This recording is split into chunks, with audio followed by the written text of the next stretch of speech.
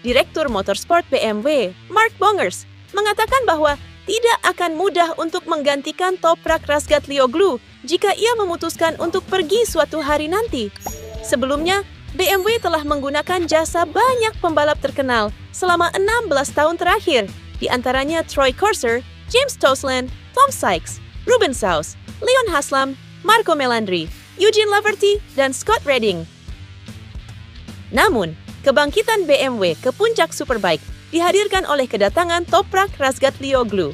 Toprak berpartisipasi dalam 30 balapan pada musim 2024, melewatkan 6 balapan karena cedera. Meski demikian, ia berhasil naik podium sebanyak 27 kali dan memenangi 18 balapan. Meskipun kehilangan 124 poin karena absen balapan, namun ia menjadi juara dengan selisih 43 poin dari rival terdekatnya Nicolo Bulega. Kontrak juara WSBK 2 kali itu dengan BMW akan berlangsung hingga akhir 2025. Toprak Razgatlioglu, yang sebelumnya telah memenangi kejuaraan dengan Yamaha dan juga telah mencapai puncak di BMW, telah menyatakan bahwa ia ingin memenangi kejuaraan dengan merek lain di masa depan. Pernyataan ini menandakan bahwa Toprak mungkin tidak akan memiliki kesepakatan jangka panjang dengan BMW. Mark Bongers, Direktur Motorsport BMW, mengatakan bahwa mereka terus memantau situasi ini. Kami memiliki paket yang bagus dengan Toprak dan kami masih memiliki 1 tahun ke depan. Namun, ia memiliki ambisi yang besar. Ia adalah seseorang yang menyukai kompetisi dan tidak mudah bosan. Ia tidak akan menjadi juara 5 kali bersama BMW.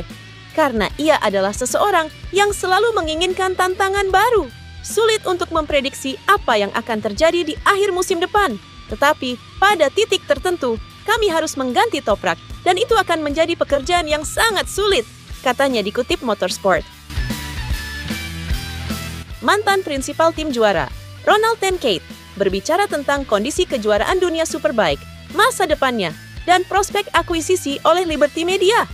Dilansir Motorsport, Ronald Tenkate berbicara bagaimana kondisi kejuaraan ini sebenarnya. Pria asal Belanda ini memiliki tim WSBK sendiri selama bertahun-tahun, memenangi kejuaraan bersama James Toseland pada 2007 dan telah mengukir prestasi di masa lalu dengan titel Kejuaraan Dunia Supersport. Menurut saya, kejuaraan ini berada dalam situasi yang lebih sehat dibandingkan saat itu. Ada banyak pabrik yang diwakili, tetapi tim-tim swasta juga sangat kuat. Para penonton sangat tertarik karena acaranya sangat bagus. Kami melihat pertarungan yang hebat di semua kelas. Itulah mengapa saya pikir seri ini sangat menyenangkan. Tentu saja, masih ada potensi untuk berkembang lebih jauh, katanya menyimpulkan. Dibandingkan dengan MotoGP, WSBK mendapatkan poin lebih banyak dengan adanya pedok terbuka dan pertunjukan. Para penggemar bisa lebih dekat dengan idola mereka daripada MotoGP. Di dalam Dorna, kejuaraan dunia Superbike secara alami memainkan peran kedua. Fokus pemegang hak siar jelas pada MotoGP. Namun, apa yang akan terjadi ketika Liberty Media mengambil alih? Akankah jarak antara WSBK dan MotoGP terus melebar? Menurut saya, kerjasama dengan Liberty adalah hal yang bagus. Dengan begitu, semua seri balap besar akan berada di bawah satu atap. Orang-orang di Dorna dan juga mereka yang ada di Liberty Media kemudian akan melihat bagaimana mereka bisa meningkatkan nilai kejuaraan ini. Mereka juga akan berusaha untuk tumbuh bersama. Kejuaraan dunia Superbike adalah salah satu berlian kecil dalam portofolio. Kami sudah melihat banyak perkembangan di sini dengan tingkat keterlibatan yang rendah dari pihak penyelenggara. Kejuaraan ini bisa terus berkembang dengan cara yang cukup sederhana. Dani Pedrosa mendukung KTM dalam pengembangan, tetapi juga menjadi penghubung bagi para rider. Namun, pembalap Spanyol itu enggan memberikan saran aktif. Tugas utama Pedrosa sebagai pembalap penguji adalah membantu mengembangkan KTM RC16. Dia mengunjungi MotoGP di beberapa Grand Prix dan bertindak sebagai pelatih berkendara. Dia mengamati sesi dari jalur darurat dan berkat pengalamannya, Pedrosa dapat mengetahui dengan tepat apa yang dilakukan oleh masing-masing pembalap dengan baik atau buruk. Namun, Pedrosa enggan memberi saran langsung dengan para pembalap. Sejujurnya, saya mencoba melakukan pendekatan yang sangat konservatif. Tentu saja saya melihat beberapa hal. Tapi, setiap orang spesial dengan caranya sendiri dan punya strategi sendiri untuk berkembang. Terkadang, saya menyarankan hal-hal yang bisa dilakukan dengan cara berbeda. ujar pembalap Spanyol itu kepada MotoGP.com. Setelah sesi latihan, suasana di pit sering kali memanas. Pedrosa menghindari bersikap seperti guru pada saat-saat seperti itu dan memberitahu para pembalap yang aktif apa yang mereka lakukan benar atau salah. Anda membutuhkan waktu yang tepat. Itu juga tergantung pada hubungan. Bahkan jika Anda dihormati oleh pembalap lain, Anda tetap membutuhkan kepercayaan mereka. Itulah mengapa saya mencoba melakukan pendekatan yang sangat konservatif.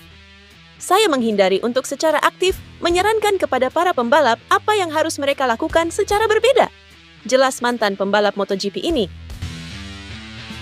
Juara dunia MotoGP 2024, Jorge Martin, mengatakan bahwa dia mustahil bisa menjadi kapten di Aprilia seperti yang dilakukan Alex Espargaro. Seperti diketahui, Espargaro menghabiskan 8 tahun terakhir bersama Aprilia, membantu tim tersebut berkembang dari tim kelas menengah hingga akhirnya mampu bersaing dan meraih podium. Selama di Aprilia, Espargaro dikenal sebagai kapten karena kepemimpinannya. Saya rasa saya tidak akan pernah bisa menjadi kapten seperti Alex, karena dia sudah berada di sana selama 9 tahun. Dia membawa Aprilia dari nol untuk memenangkan balapan dan berjuang untuk kejuaraan dunia. Namun, saya bisa menerima tanggung jawab itu. Saya merasa bertanggung jawab untuk menjadi pemimpin proyek ini, dan saya akan melakukan apa yang harus saya lakukan untuk membawa motor ini ke tingkat tertinggi, kata Martin dilansir dari Crash. Untuk diketahui, Espargaro dan Martin memiliki hubungan yang sangat dekat. Espargaro bahkan sering menyebut Martin sebagai anaknya. Setelah pensiun sebagai pembalap aktif, musim depan Espargaro akan menjadi test rider Honda.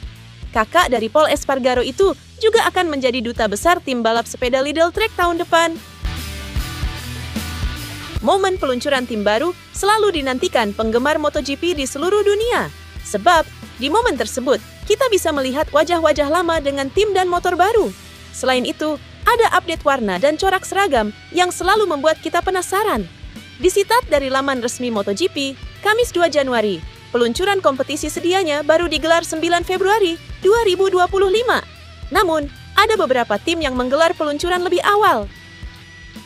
Pabrikan pertama yang menggelar peluncuran adalah Aprilia, yakni 14 Januari untuk Trackhouse Racing dan 16 Januari untuk Aprilia Racing. Kemudian setelahnya ada Ducati Gresini Racing, Ducati Lenovo, Red Bull KTM Factory, Yamaha Factory Racing, dan Pramac Racing di bulan yang sama. Sayangnya, tim pabrikan Honda dan tim balap Valentino Rossi belum mengumumkan tanggal peluncuran. Keterangan di laman resmi masih tertulis TBC atau To Be Confirmed. Jarvis mengakhiri kariernya bersama Yamaha setelah menjadi bagian dari proyek Grand Prix sejak 1998 pada akhir tahun lalu.